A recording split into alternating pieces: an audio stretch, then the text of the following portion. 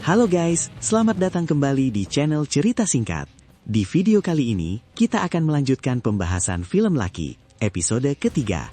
Buat kalian yang belum nonton episode sebelumnya, link ada di kolom deskripsi ya. Nah, di video kali ini, kita akan membahas perjalanan Lucky yang akhirnya berhasil menemukan tempat tinggal baru suaminya, Carrie. Penasaran gimana ceritanya? Yuk langsung saja kita masuk ke alur ceritanya.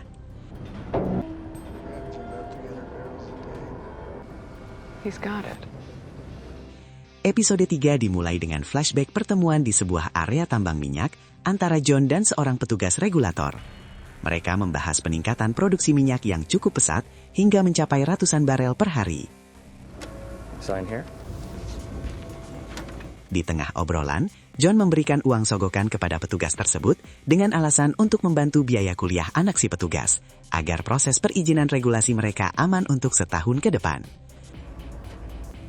You're welcome. Setelah petugas itu pergi, Priscilla memperingatkannya untuk memperlambat produksi, karena mereka menghasilkan uang tunai terlalu banyak dan cepat, sehingga sulit untuk dicuci dengan aman. John kembali ke mobilnya. Di situ sudah menunggu Lucky. Dia merasa cemas, takut kalau semua ini akan berakhir dengan tidak baik. Tanpa mereka sadari, dari kejauhan agen Billy mengamati mereka dan mengambil beberapa foto. Balik ke masa kini, Dutch nampak membawa mobilnya kembali ke sebuah kandang kuda milik Priscilla. Dia langsung masuk menuju kandang kuda dan menyiksa seorang pembuat identitas palsu bernama Noah Miller yang kakinya sudah tertembak.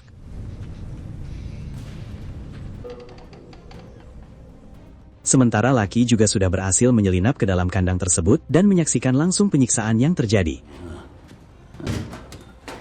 My name's Dutch. You want one? Dutch mencoba menginterogasi Noah untuk mencari tahu keberadaan anak Priscilla, Carrie Masterson, dan apakah Noah membuatkan identitas baru untuknya. Meski Noah menangis dan bersumpah tidak tahu apa-apa, Priscilla yang baru saja selesai berkuda datang dengan dingin dan memerintahkan Dutch untuk segera menghabisi Noah secara diam-diam agar suara tembakan tidak membuat kuda-kudanya panik. I don't make IDs, man.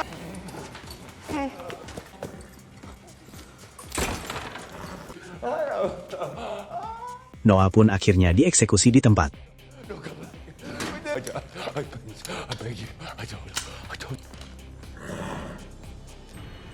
Gak lama kemudian, Lucky menerima telepon darurat dari ayahnya, John, yang sedang mendekam di penjara. Lucky menangis ketakutan dan panik, memberitahu ayahnya bahwa situasi sudah sangat berbahaya. Ayahnya memperingatkan Lucky untuk tidak membahas hal itu lewat telepon penjara, menyuruhnya segera mencari tempat yang aman, dan berjanji akan menghubunginya kembali nanti.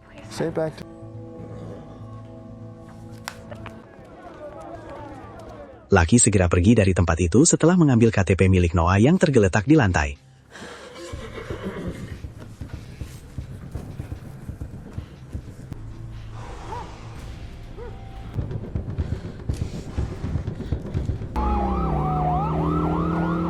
Di saat yang sama, polisi dan agen federal, termasuk agen Billy Rand dan rekannya Gates, tiba di lokasi pom bensin bekas pelarian Lucky.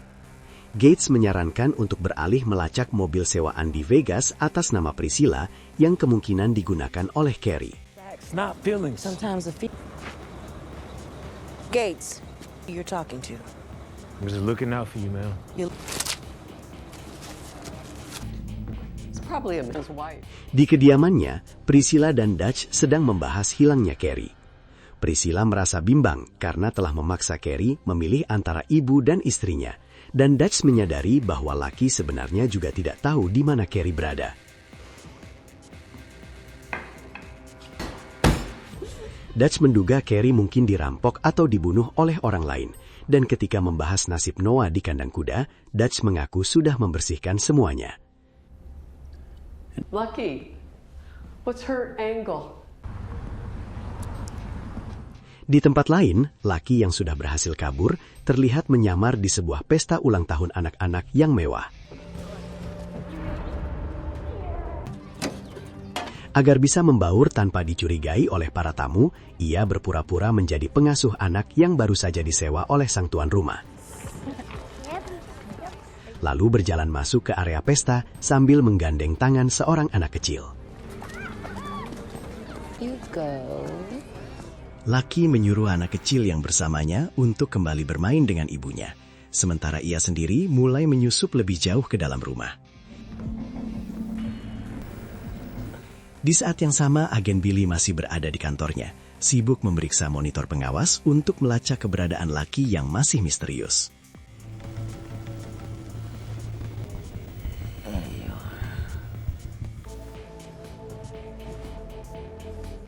Di dalam rumah megah tersebut, Lucky masuk ke area ruang pakaian yang sangat mewah dan segera mengganti pakaiannya.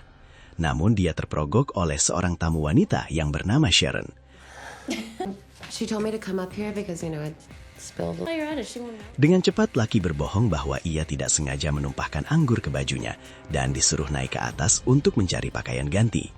Mereka berdua malah menjadi akrab, mengobrol santai, dan bergosip tentang perceraian pemilik rumah. Your dress. I'm Amy. Here we go. One more. Here's my purse. You got it? Yeah. Okay. Ridiculous. Sharon kemudian mengajak Lucky untuk minum tequila bersama di pesta tersebut. Kejadian ini memicu kilas balik masa kecil Lucky, di mana ayahnya dulu mengajarinya cara mencuri amplop berisi uang tunai dan dompet di pesta ulang tahun dengan memanfaatkan status anak-anak yang seringkali tidak terlihat atau diabaikan oleh orang dewasa di tengah keramaian. Okay. Now. Setelah menggasak seluruh dompet para tamu dan amplop uang di atas meja hadiah, Lucky segera keluar dan mengambil mobil milik salah seorang tamu dan segera pergi.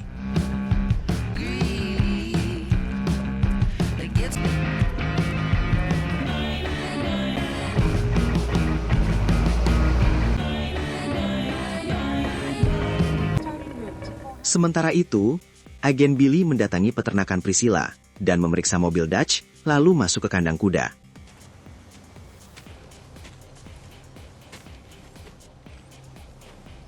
Di situ dia mencium bau pemutih yang menyengat di kandang kuda, mencurigai adanya pembunuhan yang baru saja dibersihkan.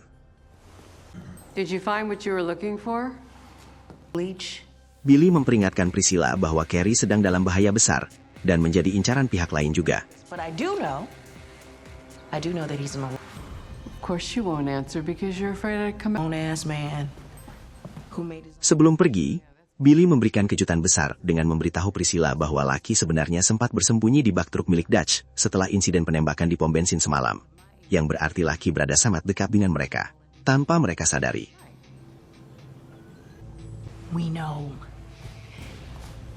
Better hope we find him. Really? You say you know nothing about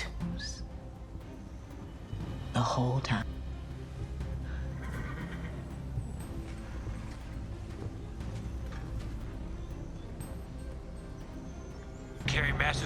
Setelah pergi dari peternakan, Billy mendapat telepon dari Gates yang mengkonfirmasi bahwa Carrie memang baru saja membeli sebuah mobil Bronco secara tunai.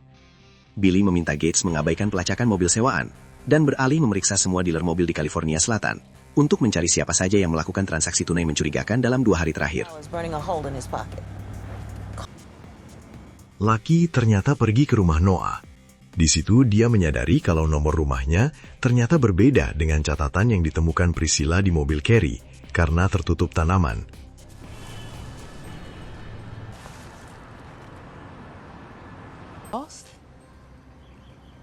Yeah, don't worry about it. This was a complete waste. Dia akhirnya bertemu dengan seorang pembuat dokumen palsu yang sebenarnya di sebelah rumah Noah. One else. Kepada wanita tersebut, Lucky mengaku ingin menghilang dan membuat identitas baru agar bisa lepas dari masa lalu serta suaminya. Pria itu pun mulai mengambil foto Lucky dan menjelaskan bahwa dalam situasi ekstrim, perubahan radikal terkadang sangat dibutuhkan demi bisa bertahan hidup. What kind of people come to you? Another name. Wanita itu memperlihatkan beberapa contoh kartu identitas salah cetak sebagai referensi hasil kerjanya. Di salah satu kartu tersebut, Lucky menemukan identitas palsu yang dibuat untuk Carrie. Dia segera meninggalkan tempat itu setelah mendapatkan alamat baru Carrie. Di dalam mobil, Lucky menerima panggilan dari ayahnya John, yang menghubungi lewat telepon sekali pakai agar percakapan mereka tidak bisa dilacak.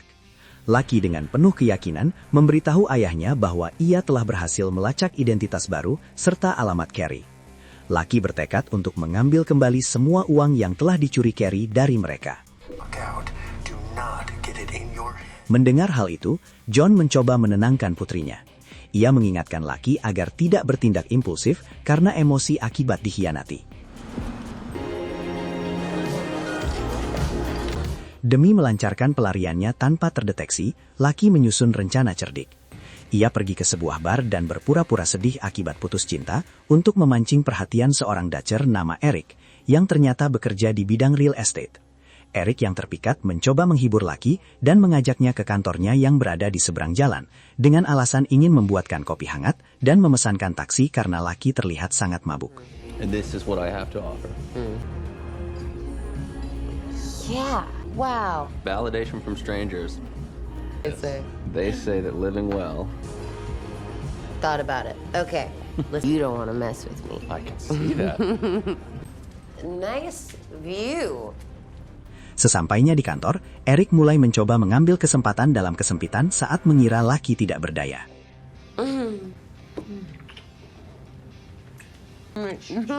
Namun niatnya gagal total.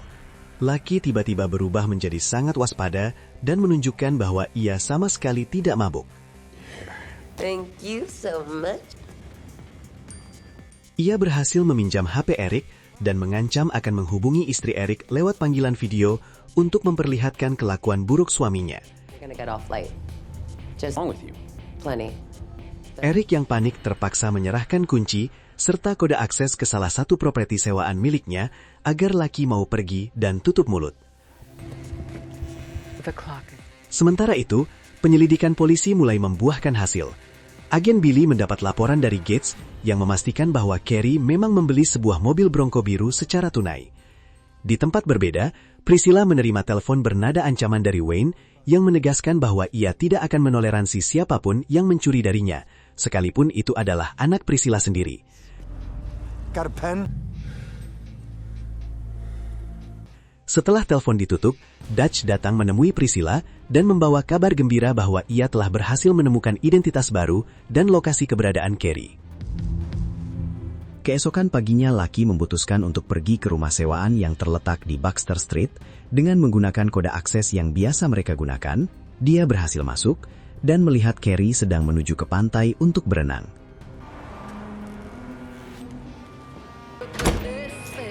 Dengan penuh kewaspadaan, ia membuka pintu dan masuk ke dalam rumah untuk mencari keberadaan uang yang dilarikan Carrie. Lucky menelusuri ruangan demi ruangan, namun tanpa hasil. Hingga akhirnya Carrie sudah kembali dari renang paginya, dan ia dihadapkan pada sebuah pemandangan yang sangat mengejutkan saat masuk kembali ke rumahnya.